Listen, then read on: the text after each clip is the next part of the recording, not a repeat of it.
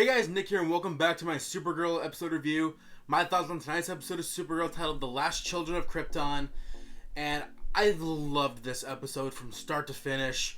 And honestly, despite my reservations about Tyler Hoechlin as Superman, and my problems with the bumbling Clark Kent that I'm really tired of seeing, I thought tonight's episode, he really owned the role as Superman. He's still not, my Superman, I hold Superman in such a high regard now, especially because of the performance Henry Cavill has made.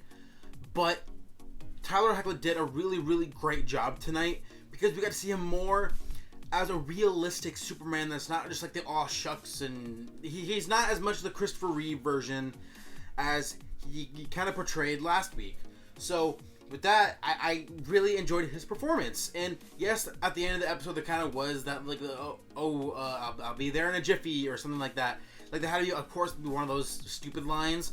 But overall, I was really, really, really happy with his portrayal of the character in this episode because we got to see him, and as you see in the picture behind me, you know, especially within his confrontation between himself and John Jones, I thought it felt real, it felt emotional. Like you felt the tension was there. You felt like they were both really you feel like the acting was really well performed in that scene between, you know, the actor who portrays John Jones or Hank Henshaw, whatever you want to call him, and Clark.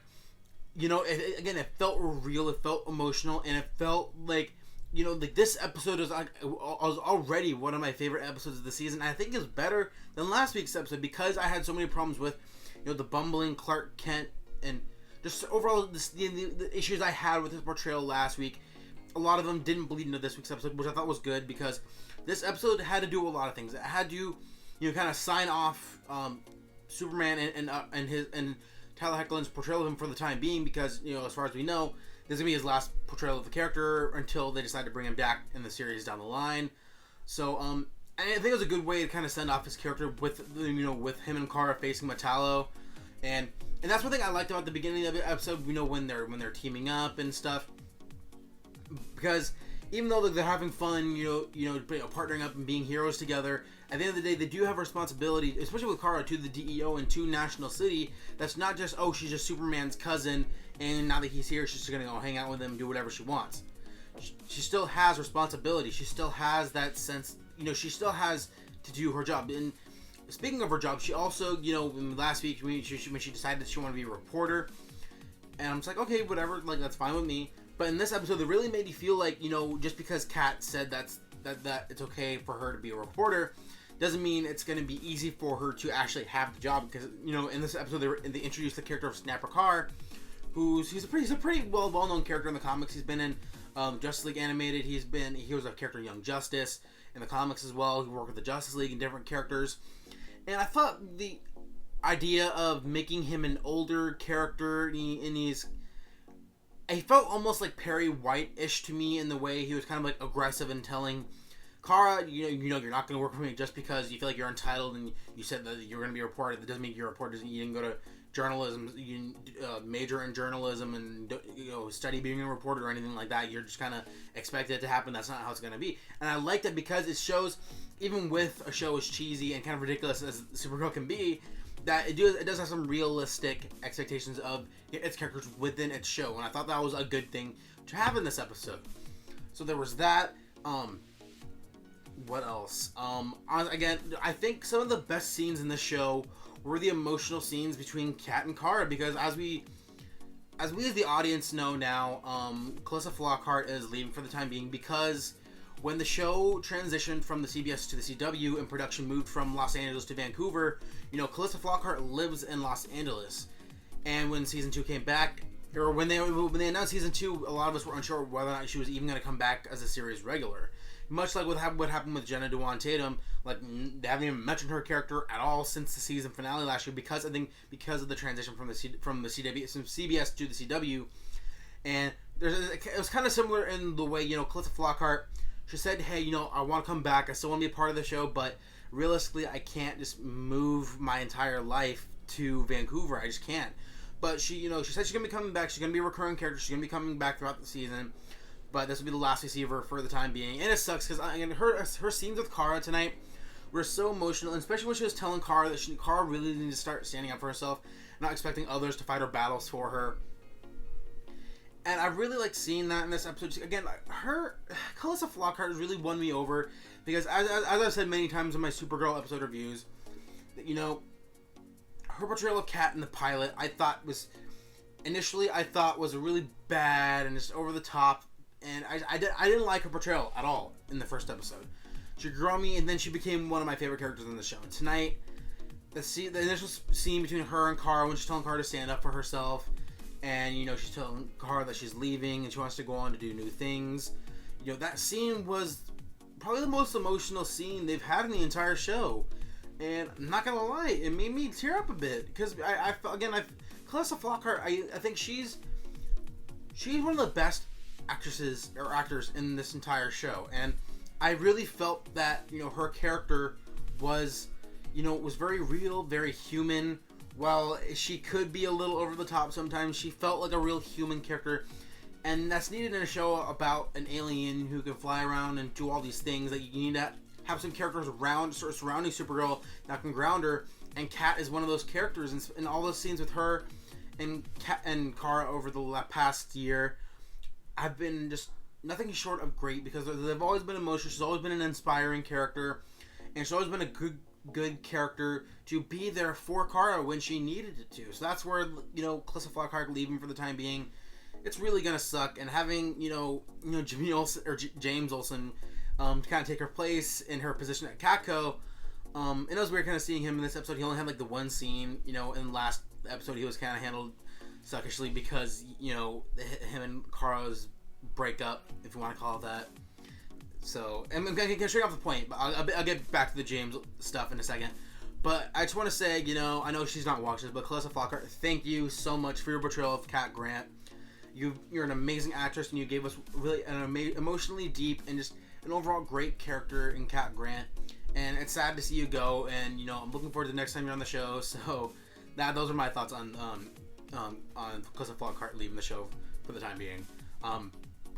Now going back to, you know, the whole James thing in the last couple of episodes.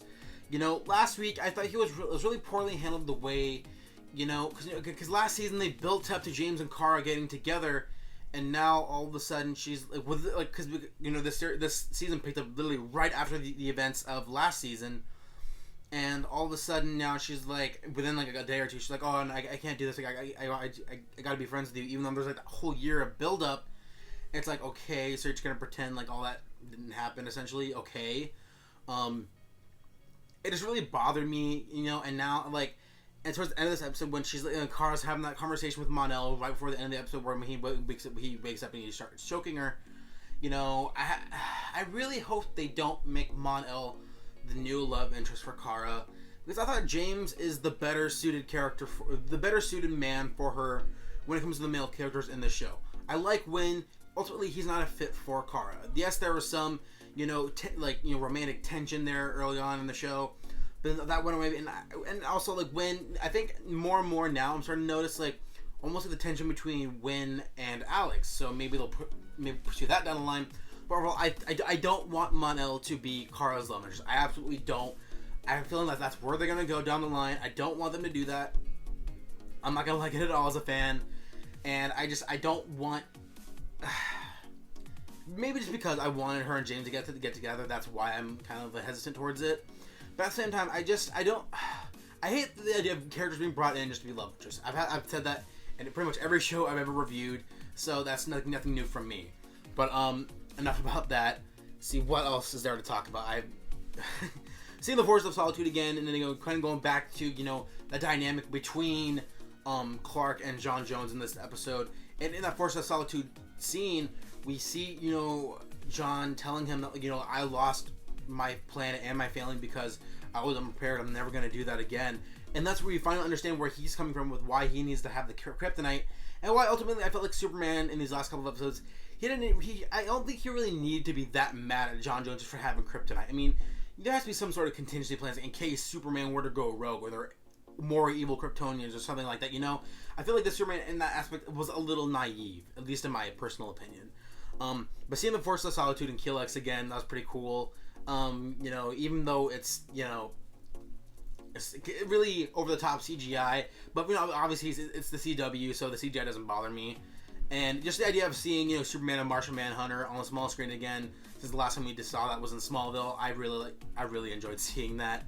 And that obviously one of my favorite scenes in this episode was the final battle between the two different Metallos, with John Corbin and then the other dude who was like working for Cadmus, and then they just forcibly made him into a Metallo. Because they split off into, it was Alex and Kara, and then Martian Manhunter and Superman. It was an awesome fight, especially when they added Wynn made the anti-kryptonite technology and threw it on their chest, and we saw those set photos not too long ago of Tyler Hoechlin with that on, so I knew it had something to do with that up until this episode premiered, and I was like, okay, that explains the weird thing coming over the S. But again, that fight was amazing, and Alex in this episode was amazing because I feel like she was kind of underutilized in the premiere. And Alex is also one of my favorite characters in the show. Another character who initially I didn't like all that much in the pilot. And I'm glad that she's standing up for herself and not letting the fact that Kara is just so infatuated with the idea of being a hero with Clark all the time, wanting to essentially leave to Metropolis just to be with Clark and be, and be superhero partners and stuff like that. She kind of had to ground Kara and be like, hey, he abandoned you pretty much your entire life here on Earth. And I was the one who was here for you. I was the one who my entire life changed because of you and having to be there for you. So, remember who was ultimately there for you at the end of the day. And I think her scenes brought another sense of emotional, realness to the episode that made me not tear up like the Cat and Kara scene, but it made me resonate with that character more and understanding more where Alex is coming from, because Alex is one of the more human characters in the show, and again, one of my favorite characters in the show, so I like their dynamic. And again, overall, I loved this episode. The only problems I really kind of had with, this is something I wish I brought up a little sooner, was, during one of the conversations between Clark, Kara, and Metallo, Clark straight up threatens to incinerate Metallo, essentially killing him. That seemed super out of character for what this Superman is supposed to be. Even in, the DCEU, that Superman, while he killed General Zod, while he can't go to that place sometimes, he doesn't, threaten criminals, be like, oh, I'm gonna kill you, I'm gonna incinerate you. And, no, that's out of character. And even in the movies, they don't do that. For as much as people want to call it Henry Cavill as dark and gritty and murder and call it the murderverse and all that stuff, stupid names. Anyways, so that's where I thought that line felt out of character for what this Superman was supposed to be. So that kind of took me out of it. And then the only other thing that bothered me was, them aging up Sapper Carr, which I thought was weird, but I'll probably get used to it. It's really at the end of the day, not that big a deal. So those are my thoughts on this episode. What did you guys think about this episode? Sound your thoughts in the comment section below. Give this video a thumbs up and hit that subscribe button for all the shows I review every week, between Star Wars Rebels, Supergirl, The Flash, Legends of Tomorrow, as well as all the other videos I have up on my channel between trailer reviews and movie reviews and everything else in between. So that's going to be it for me. So thank you guys for watching, and until next time, have a good one.